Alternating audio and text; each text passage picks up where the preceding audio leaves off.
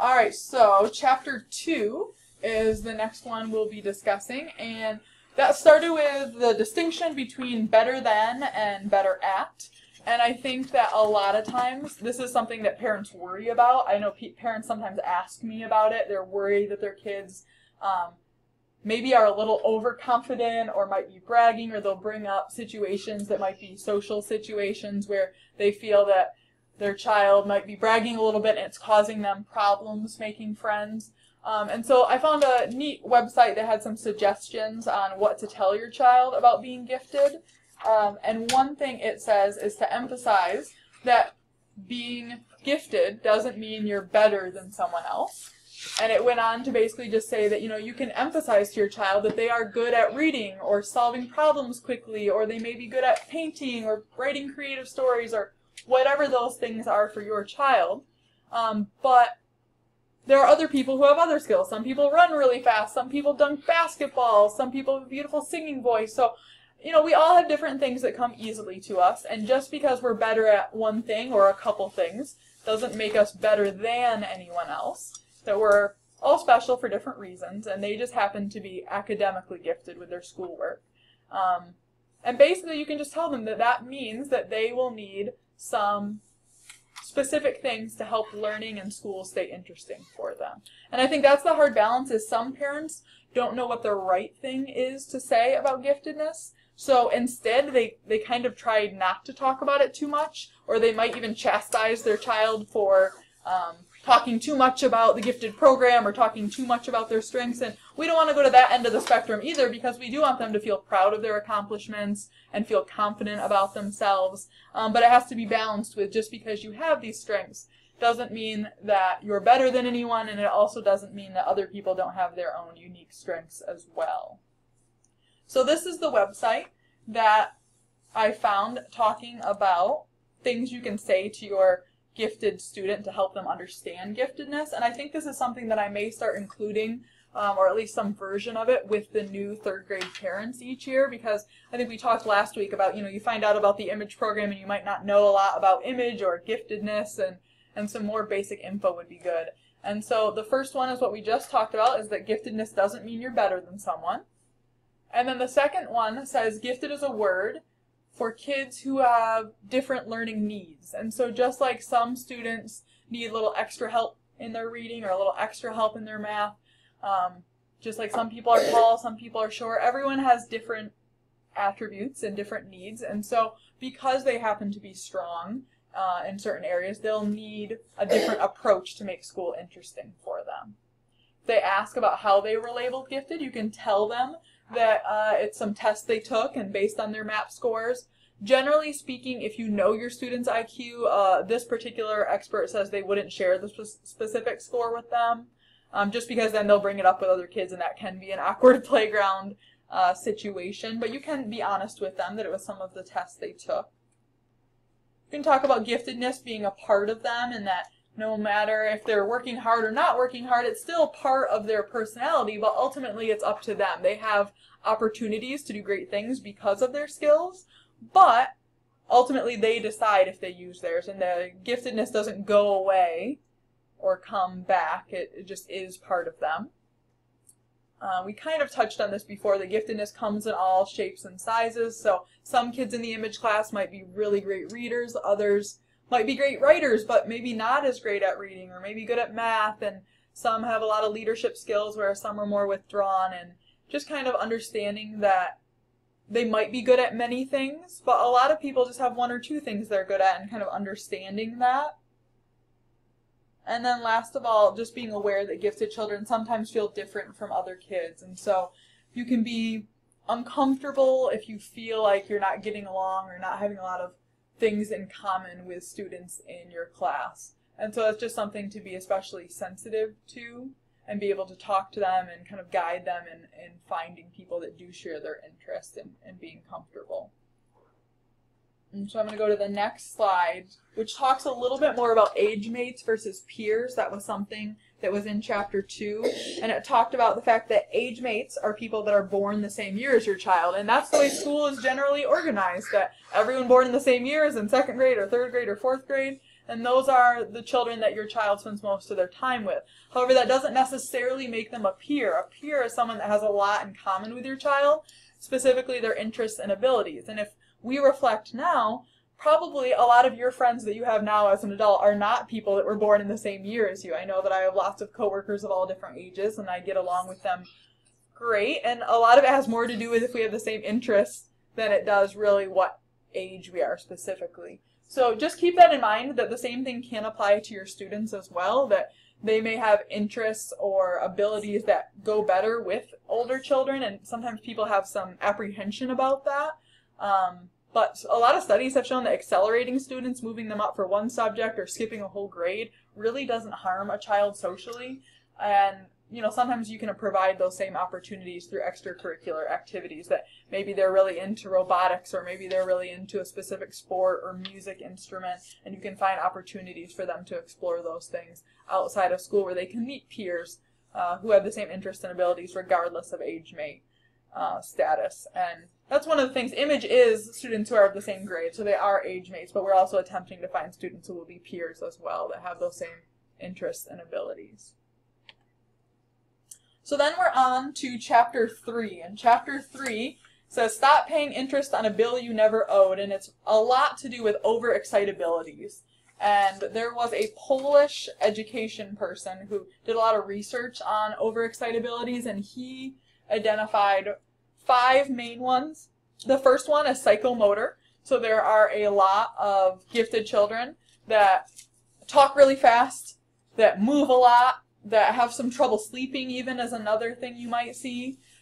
And sometimes that gets confused with ADD. And there are certainly students that are gifted and have ADD, but there's also sometimes just a kid whose excitement and passion for a topic can also be confused with a learning disability. And so one thing they recommend for children who have a lot of movement and fast talking and that psychomotor excitability is to be sure the child has frequent opportunities to move and speak.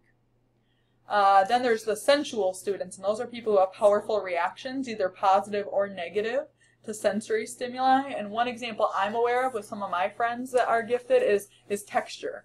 I know my fiance personally will not wear certain pants and certain shirts if they're not the exact right soft texture, or there'll be kids who will complain about tags in their clothing, just things that the average person wouldn't be bothered by. Sometimes they tend to have stronger reactions to light or sound or just different sensory inputs like that. And so just when possible, obviously be aware of that and try to create an environment that makes them comfortable and avoids those negative stimuli. You know, sometimes we have a tendency to just say, oh, deal with it. And, you know, it's not really harmful to just go ahead and help provide that good environment that they're comfortable in. And then we have the imaginative overexcitability. Those are those really daydreamer types that are really visual. They might speak in a lot of metaphors. And when they're younger especially, they sometimes have trouble differentiating between reality and fiction. And one thing I read, it recommended that you maybe encourage them to write down a factual version of the story and then let them embellish a second draft to help them understand the idea between fact and fiction. And just in general, try to allow them to use their creativity. I know sometimes you might say, hey, I really need you to clean your room, and you got to clean your room, and you're just kind of banging your head up against the wall because they won't and you want them to. And sometimes if you just allow them to find a fun, creative way to incorporate their creativity into it, can get a lot further. I know maybe you wanted them to sort their things into a chest of drawers in a specific way, and maybe you allow them to sort it by color instead, or to alphabetize it, or kind of leave it up to them to choose how they want to organize things. And sometimes they'll be a little more interested in that if you tap into their imaginations. Most students in our image program do have the intellectual overexcitability. Basically, they're skilled in reasoning. They have strong skills in just academic areas. And just in general, those students need opportunities to do independent research and to investigate their interests. And another thing they brought up in the article I read was service learning and how real-life examples can be really powerful for them. So maybe letting them do a food drive or some other type of service learning might be positive for them. And then the last one is the emotional overexcitability, and we tend to see that a lot in gifted students as well. Really high highs and really low lows. It can be a good thing. They can have really strong empathy. They can make really great connections with other people. But on the other flip side, sometimes you get those tantrums or those outbursts that can be really hard to deal with. And so the things that I found in the research was basically to accept all of their feelings regardless of intensity, even if you don't agree, if you feel that they're having an extreme reaction to something, to accept that that's how they feel, but then help them deal with the problems that might result from that overexcitability. And especially teaching them to anticipate what things will have them make that emotional response and help them prepare to deal with it better. So you can say, hey, I noticed that you get really upset when this happens. Next time that's happening, what could we do about it? And kind of practice that through relaxation techniques or social stories. Now, your student may not have all of these overexcitabilities. Maybe one or two reminds you most of your student. And keep in mind, too, that these aren't necessarily negatives, that there's positive aspects to each of these traits. So we don't really want to get rid of those traits. We just want to learn to understand them and how to best manage them to help the student be successful. And so one thing that I focused on in my reading this week from outside sources was just stress management. And that's something we talked, for those of you that were in the book club last year, we talked about managing some of that and learning to deal with stress. So the first step of that is to identify stress signals. And I know for me, even in 6th grade, I started to get really bad stomach aches and headaches, and I was coming home from school a lot. And thinking back on it, I think that the work was getting more challenging, and those perfectionist tendencies in me were starting to exhibit in physical ways, where I was just kind of stressed out about if I was going to do a good job on assignments and work, and that would kind of lead to physical symptoms. And so I think for students, we have to be aware this headache isn't being caused by something else, that stomach ache or the pencil tapping, those different things. They need to realize what are the signs that they are feeling stressed so that they can identify that. And then once they identify it, have a plan to cope with that stress. And so over here, this is a list, and it's certainly not a list that is exhaustive, but of different ways that students might cope with their stress. So for some students, it might be meditating. Maybe you go to your room and you lay on your bed and you try to breathe and relax. Other students might need the exact opposite. Maybe they need to go run around the block or get on their bike and exercise and get their blood pumping and endorphins going. It could be needing a nap, doing some yoga, watching TV. There's lots of different ways that students might unwind, but they need to kind of have a plan that when they're feeling kind of out of control and getting those stress signals, that they have a plan of action. And then last of all, we of course also want to develop strategies to prevent the stress. So identifying what are those things that really set your student off and cause those big problem moments. And I do have other books in the Image Library that have to do with these topics. So if these are of interest to you, the one on the far left, Emotional Intensity in Gifted Students, we did as a book study last year with parents. I thought it had some good ideas in it. I thought it was interesting. And it had some real life scenarios, kind of scripts of kind of this is how it went badly and here's maybe how it could have been handled better. And so I think some parents found it interesting to see those scripts of social situations interacting with their children. Another one that I have not read yet is Living with Intensity, but we do have that in our Image Library. Letting Go of Perfect is another popular one for students that do have those perfectionist tendencies. I think it's checked out right now, but that's been very popular with parents. I haven't had a chance to read it yet because it's been so popular. We just got Supporting the Emotional Needs of the Gifted, and that is by a very influential group of gifted education researchers, so it has lots of different essays on the topic. And then the last one, When Gifted Kids Don't Have All the Answers, I included because that's by the same author as this book that we're reading currently. And so if you like this book as we work through it, that's another one you could check out by the same author. So possible future book studies or independent reading for you there. And I think based on that, I'm going to go ahead and stop the recording and then we can go from there.